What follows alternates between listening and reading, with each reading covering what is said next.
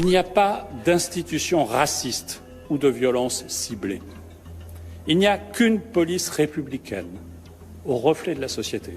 Car oui, notre police et notre gendarmerie sont à l'image de la France, ni plus, ni moins.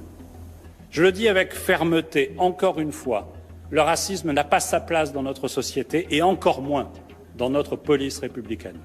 La police est-elle raciste? C'est la question qui fait débat sur tous les plateaux télé. Selon le ministre de l'Intérieur, seule une minorité de brebis galeuses dans la police pose des problèmes de racisme. Dès les premiers jours d'école, ça a été des propos racistes dès le début. Du type, moi j'ai envie de rentrer CRS pour casser du bougnoul. Voilà, je me suis posé la question de savoir si j'avais fait le bon choix d'entrer à la police. Parce que la bougnoule, comme ils l'appellent, c'était moi aussi. Mon nom de famille ne plaisait pas, ma tête ne plaisait pas.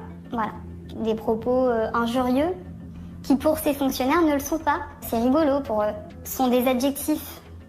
Bougnoul, bico, youpin, négro, c'est normal, c'est dans le vocabulaire, et si on n'accepte pas, on n'a pas d'humour. Pour le syndicat Vigie, le racisme dans la police, c'est très loin d'être un phénomène isolé.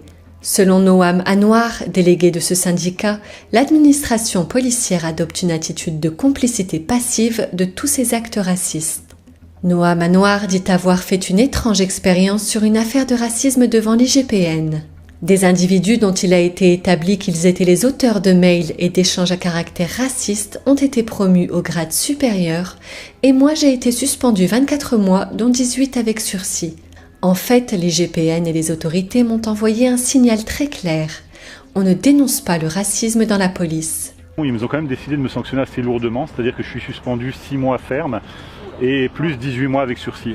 Voilà, donc ils ont retenu uniquement l'expression libre dans la presse, qu'ils ont assimilé à une violation de devoir de réserve, mais surtout à une atteinte au crédit et au renom de la police nationale. Et donc voilà. Monsieur Anouar rappelle qu'après l'attaque à la préfecture de police de Paris en octobre 2019, on a appelé les collègues policiers à dénoncer les collègues musulmans sur la base de petits riens, c'est-à-dire celui qui ne mange pas de porc, celui qui se laisse pousser la barbe ou celui qui jeûne le mois de Ramadan.